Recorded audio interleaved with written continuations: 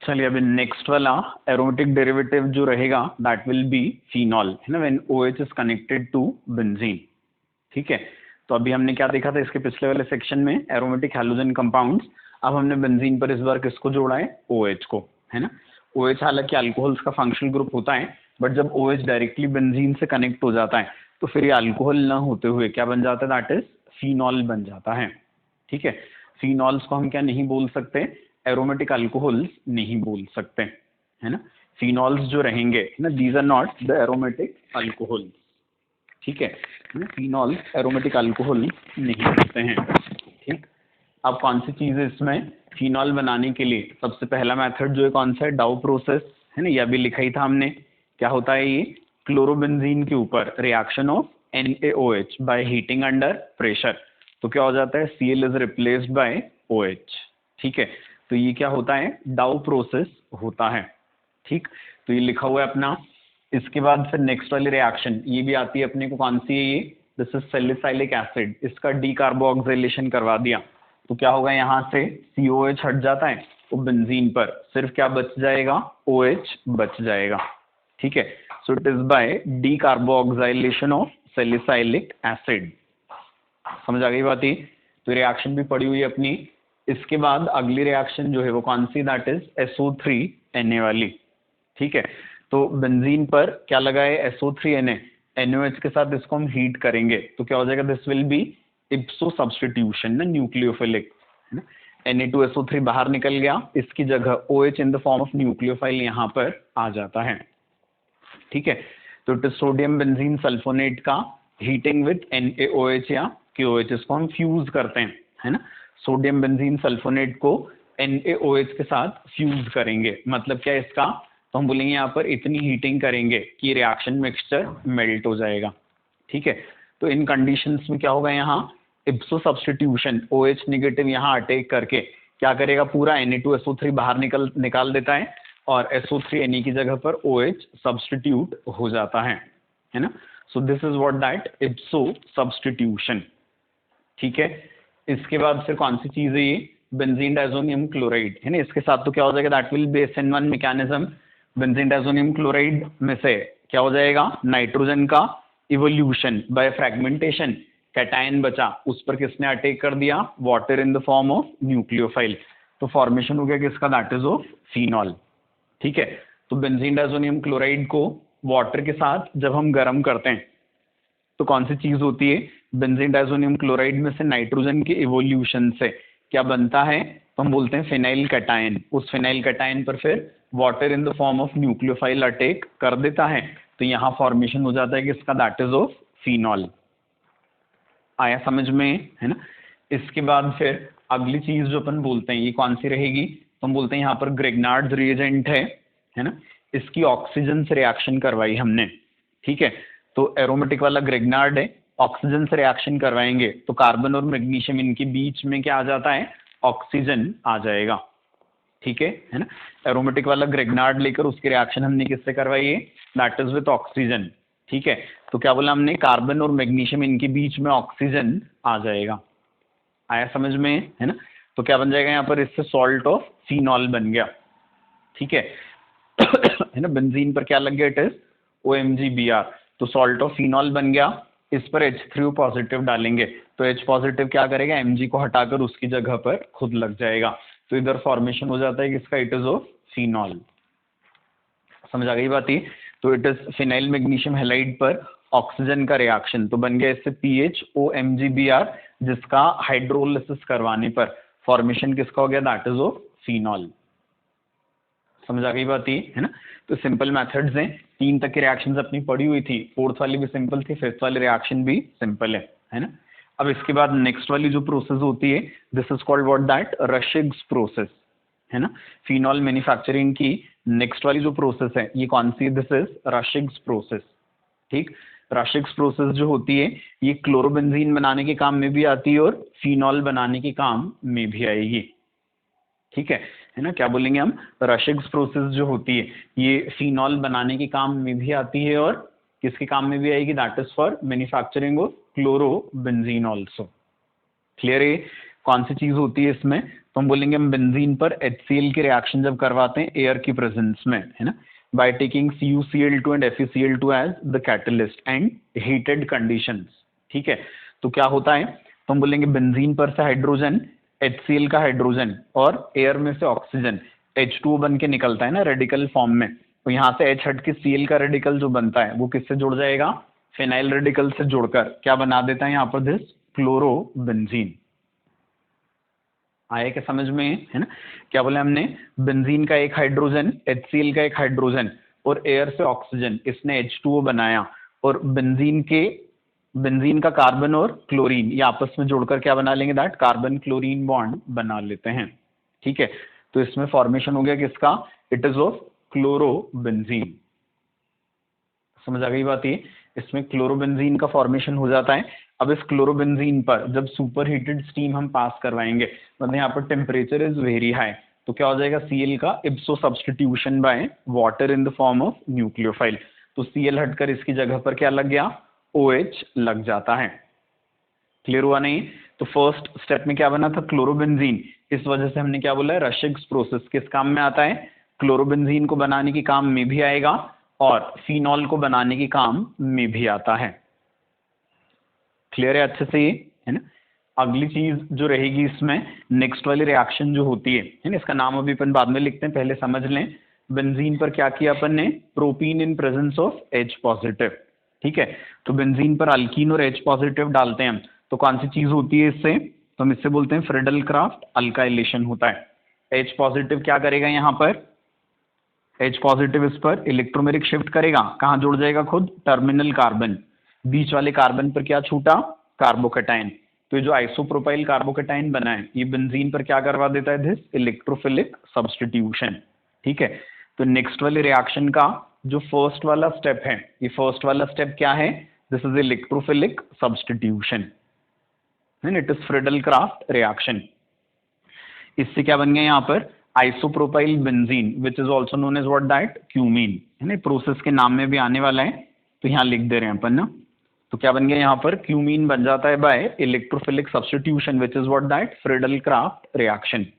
ठीक, अभी जो क्यूमीन है इसकी एयर से रिएक्शन करवाएंगे हम, तो हम बोलेंगे यहाँ पे जो हाइड्रोजन है वो हाइपर कॉन्जुगेशन की वजह से वाला कार्बन हाइड्रोजन बॉन्ड काफी वीक होता है, तो एयर के साथ रेडिकल रिएक्शन होकर क्या बन जाएगा यहाँ पर, OOH। इस लिंकेज को अपन ने हाइड्रोबोरोनेशन में नाम दिया था, है ना, HOO, that was what, nucleophile which was attacking over boron. ठीक है, तो ये क्या कहलाता है, OO single bond is peroxide और उस पर हाइड्रोजन कनेक्टेड हो तो इट इज हाइड्रो पेरोक्साइड। ठीक है, तो कौन सी चीज हो जाएगी यहाँ पर, तो हमने बोला क्यूमीन के ऊपर एयर से रिएक्शन करवाई हमने, तो क्या बन गया, क्यूमीन का हाइड्रो पेरोक्साइड बन गया। समझ आ गई बात ये, है ना। यहाँ पर फॉर्मेशन किसका हुआ, तो हमने बोला क्यूमीन हाइड्रो पेरोक्साइड का फॉर्मेशन हो गया। समझ आ गया अच्छे से ये, है ना, इधर क्यूमीन हाइड्रो पेरोक्साइड बन जाता है ना। अब क्यूमीन हाइड्रो पेरोक्साइड जो बना है इसका क्या करवा दिया हमने, एसिडिक मीडियम में हाइड्रोलिसिस। ठीक है ना, this cumene hydroperoxide form, now this is subjected to what, that acidic hydrolysis. ठीक, तो क्या होगा अभी यहाँ पर, है ना, मैकेनिज्म समझे हम, सिंपल होता है, H पॉजिटिव सबसे पहले क्या करेगा, O को प्रोटोनेट करता है। ठीक है, इस O के प्रोटोनेशन से क्या आ गया, इस वाले O पर पॉजिटिव चार्ज, और ये क्या बन गया, दैट इज H2O। समझ आ रही बात ये, है ना, क्या बोले हमने H3O पॉजिटिव लिया था, तो H पॉजिटिव से इस ऑक्सीजन का प्रोटोनेशन हुआ, तो क्या बन गया यहाँ पर, H2O, है ना। अभी O पॉजिटिव है, इसको न्यूट्रलाइज करने के लिए ऑक्सीजन ऑक्सीजन बॉन्ड तोड़ा हमने और ये बॉन्ड टूटा, तो इस दूसरे वाले ऑक्सीजन पर क्या आया, positive charge with incomplete octet, है ना। क्या बोल रहे हैं यहाँ पर, इस O के प्रोटोनेशन के बाद जब यहाँ से वाटर हटेगा तो दूसरे वाले ऑक्सीजन पर क्या आने वाला है, पॉजिटिव चार्ज आता है विथ इनकम्प्लीट ऑक्टेट, और ऐसा वाला पॉजिटिव चार्ज ऑक्सीजन के लिए बियरेबल नहीं है। ठीक है, तो क्या पढ़ चुके हैं अपन, इलेक्ट्रोनेगेटिव एटम्स पर इलेक्ट्रॉन की डिफिशियंसी क्या होता है, that is fundamental cause of rearrangement.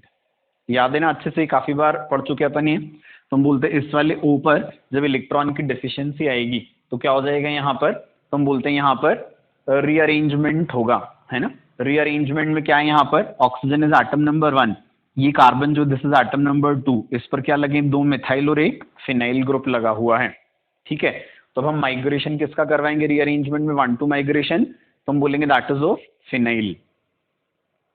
समझ आ रही बात ये है ना, हमने 1 to माइग्रेशन किसका करवाया, फिनाइल का करवाया है ना। क्या वजह थी इसकी, तो हम बोलेंगे O पॉजिटिव इलेक्ट्रोफाइल है, वो बेंजीन जो है वो क्या है, इलेक्ट्रोफाइल्स के अटैक के लिए ससेप्टेबल है, तो हम बोलेंगे अल्काइल और फिनाइल में इलेक्ट्रोफाइल अटैक के लिए ज्यादा ससेप्टेबल कौन होता है, दैट इज फिनाइल। ठीक है, तो यहाँ पर क्या हो जाएगा, it is 1 to migration of phenyl.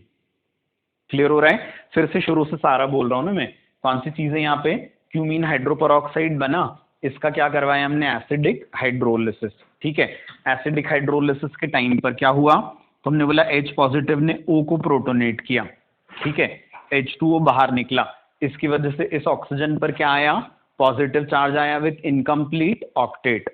ठीक है, ये O पॉजिटिव क्या है, तो हमने बोला दिस इज एटम नंबर 1 है ना, इलेक्ट्रोनेगेटिव एटम पर इलेक्ट्रॉन की deficiency is the fundamental cause of rearrangement. तो हम बोलेंगे यहाँ से जब वाटर निकलता है तो इस ऊपर आता है पॉजिटिव चार्ज, फिर क्या होता है यहाँ से, तो हमने बोला इलेक्ट्रॉन की डेफिशिएंसी थी इलेक्ट्रोनेगेटिव एटम पर, तो रीअरेंजमेंट होना था। ठीक है, रीअरेंजमेंट में माइग्रेशन के लिए कौन कौन एलिजिबल था, तो हमने बोला दोनों में से कोई मिथाइल ग्रुप माइग्रेट कर सकता था, या फिर कौन कर सकता था, फिनाइल ग्रुप भी माइग्रेट कर सकता था।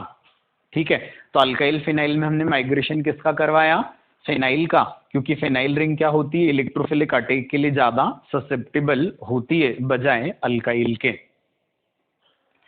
क्लियर यहां तक बात। अब एक और चीज रीअरेंजमेंट का कैरेक्टर पढ़ा था हमने कि जब कभी भी नाइट्रोजन और ऑक्सीजन पर इलेक्ट्रॉन की डेफिशिएंसी से रीअरेंजमेंट्स होते हैं, तो इन रीअरेंजमेंट्स में क्या होता है, तो हमने देखा था कि जब ऑक्सीजन या नाइट्रोजन पर इलेक्ट्रॉन की डेफिशिएंसी आ रही होती है, उस समय क्या होता है, एडजेसेंट एटम से ग्रुप का माइग्रेशन भी हो जाता है ना। मतलब वाले रीअरेंजमेंट्स कैसे होते हैं, कंसर्टेड होते हैं। ठीक है, तो हम बोलेंगे यहां भी ओ बॉन्ड टूटना शुरू हुआ ही था कि पड़ोस के कार्बन से फिनाइल का माइग्रेशन भी साथ साथ में ही हो जाएगा।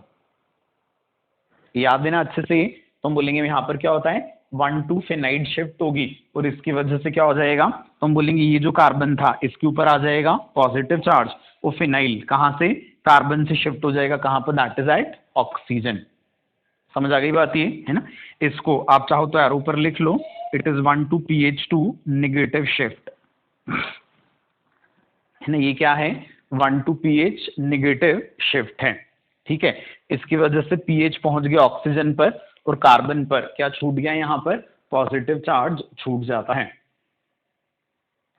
आ रहा है समझ में बराबर ये है ना। अब कार्बन पर जब पॉजिटिव चार्ज आया तो क्या होगा, water in the form of nucleophile यहाँ अटैक करेगा है ना। तो हमने क्या करवाया, इसके बाद वाटर का न्यूक्लियोफिलिक अटैक करवाया, तो कौन सी चीज हो गई, इस कार्बन पर वाटर जुड़ गया, वाटर में क्या आ गया, ऑक्सीजन पर फिर से पॉजिटिव चार्ज आ गया। समझ आ गई बात ये है ना। तो हमने बोला it is after 1 to phenyl shift और it is what that rearrangement, this carbon is with positive charge. Clear है। अब इस पॉजिटिवली चार्ज कार्बन पर किसका अटैक करवाया हमने, वाटर का अटैक करवाया in the form of nucleophile, तो वाटर वाले ऑक्सीजन पर क्या आ गया, यहाँ पॉजिटिव चार्ज आ जाता है। समझ आ गई बात ये है ना। वाटर वाले ऑक्सीजन पर पॉजिटिव चार्ज आया, ये अपने ऊपर से क्या हटाएगा, H पॉजिटिव, ये H पॉजिटिव हटकर अंदर के अंदर ही किस पे शिफ्ट हो जाएगा, ऑक्सीजन पर शिफ्ट हो जाता है ना। इस फिनोमेनन को नाम दे चुके अपन पहले ही, क्या कहलाता है ये, इंटरनल प्रोटॉन ट्रांसफर। ठीक, तो अब इस O को न्यूट्रलाइज किया हमने, तो यहां से H पॉजिटिव के फॉर्म में हटा, H पॉजिटिव हमेशा लोन पेयर की सर्च में रहता है, तो इस वाले ऑक्सीजन पर लोन पेयर था तो वहां जाकर जुड़ जाता है। ठीक है, इस वजह से क्या हो जाएगा, इस वाले ऑक्सीजन पर आ जाएगा पॉजिटिव चार्ज। समझ आ गई बात ये। तो वाटर का न्यूक्लियोफिलिक अटैक हुआ, वाटर वाले ऑक्सीजन पर पॉजिटिव, उसने अपने ऊपर से H पॉजिटिव हटाया, H positive internal proton transfer से पहुंच गया दूसरे ऑक्सीजन पर। ठीक, इसकी वजह से अब इस पर पॉजिटिव आता है। अब आगे के सारे स्टेप्स एक साथ लिख के फाइनल प्रोडक्ट हम देख लेते हैं ना, क्योंकि अब मैकेनिज्म लिखने की थोड़ी हैबिट हो गई हमको। तो अब क्या हो जाएगा, इस ऊपर से पॉजिटिव चार्ज हटाना है, तो कार्बन ऑक्सीजन बॉन्ड टूटा, ओ न्यूट्रल हो गया, क्या बन गया, दिस इज फिनॉल। समझ गए बराबर ये है ना। कार्बन ऑक्सीजन बॉन्ड को ऑक्सीजन के फेवर में तोड़ा हमने, ओ को न्यूट्रलाइज किया, तो हमको मिल गया यहाँ पर फिनॉल। ठीक है, इसकी वजह से इस कार्बन पर पॉजिटिव चार्ज छूटा, पर वो छूटा नहीं रहेगा क्योंकि सी पॉजिटिव के एडजेसेंट क्या है, ऑक्सीजन विथ लोन पेयर। तो ऑक्सीजन अपने लोन पेयर के साथ उस सी पॉजिटिव के साथ क्या बना लेता है, डबल बॉन्ड। तो क्या बन गया यहाँ पर, सी डबल बॉन्ड ओ। इस ओ पर अब 3 बॉन्ड्स बन गए, तो क्या आ गया यहाँ, पॉजिटिव चार्ज। तो ये अपने ऊपर से क्या हटा देगा, तो हम बोलेंगे H in the form of positive. तो दूसरा प्रोडक्ट क्या बन गया, दिस इज एसीटोन। समझ आ गई बात, एक बार फिर से, है ना। क्या हुआ था यहाँ पर, इंटरनल प्रोटॉन ट्रांसफर से ये बना, इस O को अपने ऊपर से पॉजिटिव चार्ज हटाना था, तो इसने कार्बन ऑक्सीजन बॉन्ड अपने फेवर में तोड़वाया, तो फिनॉल फ्री हो गया। इसकी वजह से इस कार्बन पर पॉजिटिव छूटा, तो ऑक्सीजन ने अपना लोन पेयर अंदर शेयर किया, क्या बन गया, सी डबल बॉन्ड O पर 3 बॉन्ड्स आ गए, तो उस पर आ गया पॉजिटिव चार्ज, तो उसने अपने ऊपर से H को पॉजिटिव के फॉर्म में हटा दिया, तो क्या बन गया यहाँ पर, एसीटोन। ठीक है, तो इस रिएक्शन में फाइनल प्रोडक्ट्स क्या हो गए, it is phenol plus acetone. समझ आ गई बात ये, है ना। यहाँ पर क्या बन गया, फिनॉल और एसीटोन बन गए। क्लियर हो गई बात ये रिएक्शन का हम नाम भी पूरा कर लेते हैं। क्यूमीन बना था, आगे क्या बना था, इट इज हाइड्रोपरऑक्साइड।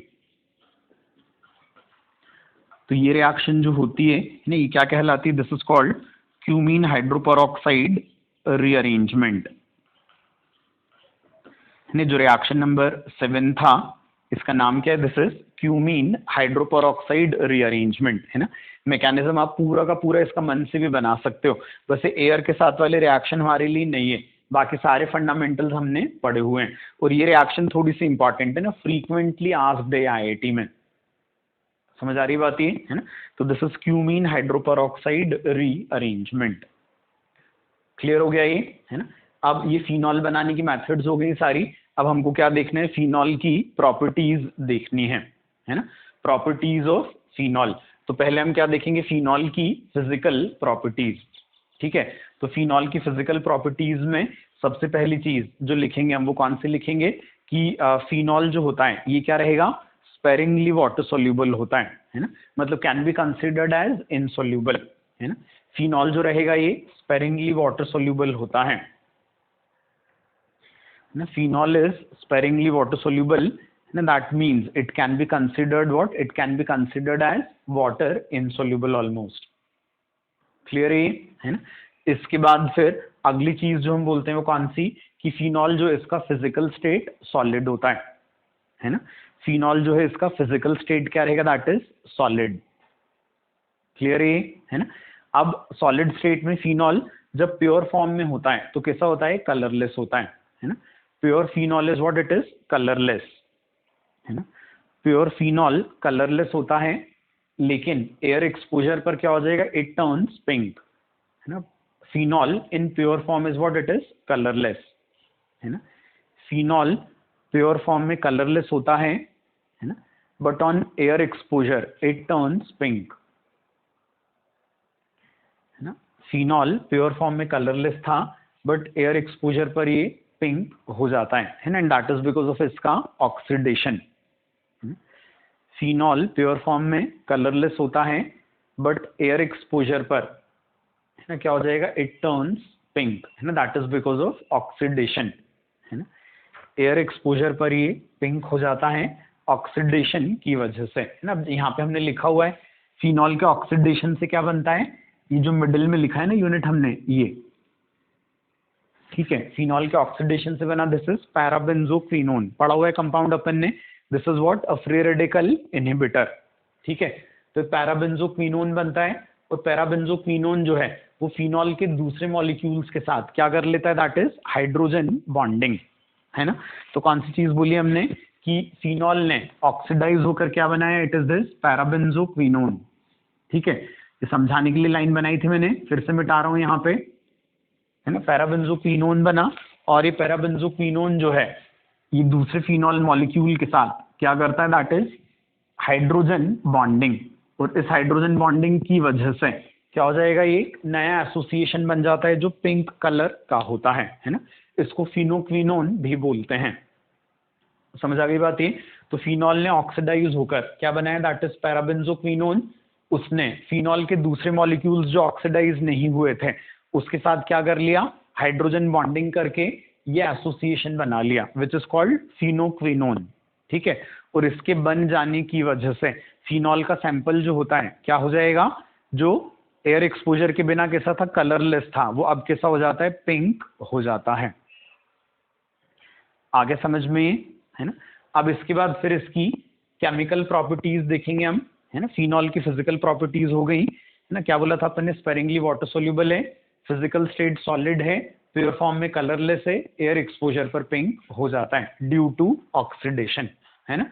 तो ये सारा देख लिया हमने। अब इसके बाद क्या देख रहे हैं अपन, इसकी केमिकल प्रॉपर्टीज।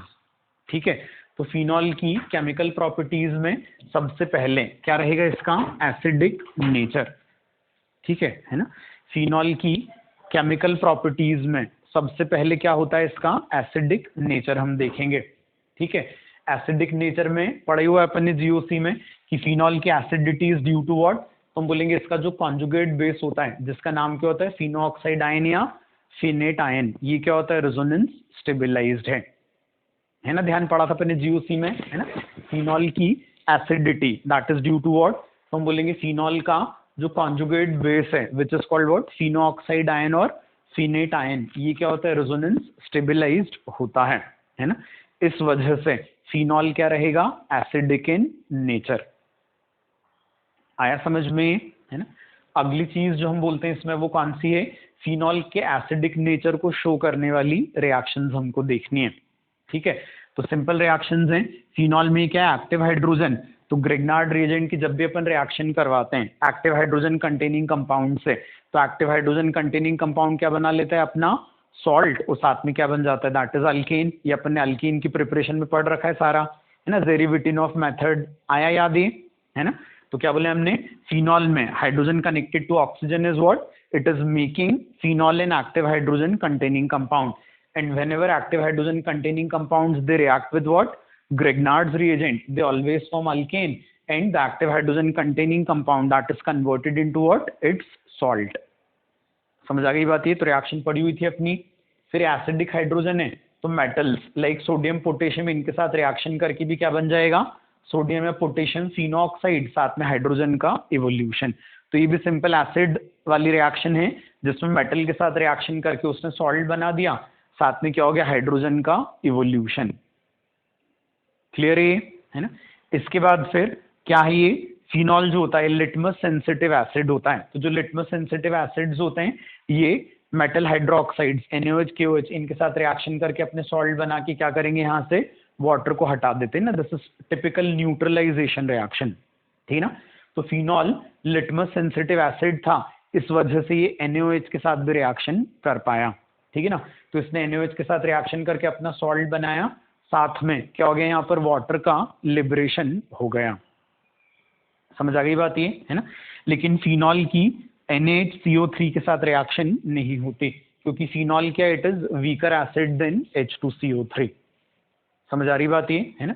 फिनॉल पर जब NaHCO3 डाला गया तो फिनॉल की NaHCO3 के साथ रिएक्शन नहीं हुई, है ना, क्योंकि NaHCO3 क्या है, that is salt of H2CO3, और फिनॉल क्या है, it is weaker acid than H2CO3। आए ना समझ में। तो इस वजह से फिनॉल NaHCO3 के साथ रिएक्शन नहीं कर पाता। अब नहीं कर पाता तो लिखा क्यों, हमारे मन में क्वेश्चन आ रहा होगा, तो हम बोलेंगे यहाँ पर हम क्या कर पाएंगे, ये जो रिएक्शंस हैं, तो शुरू वाली जो 3 रिएक्शंस होती हैं ये फिनॉल और कार्बोक्सिलिक एसिड के लिए कॉमन होती हैं, है ना। फोर्थ वाली रिएक्शन फिनॉल शो नहीं करता, लेकिन कार्बोक्सिलिक एसिड्स क्या होते हैं, they are stronger acids than H2CO3।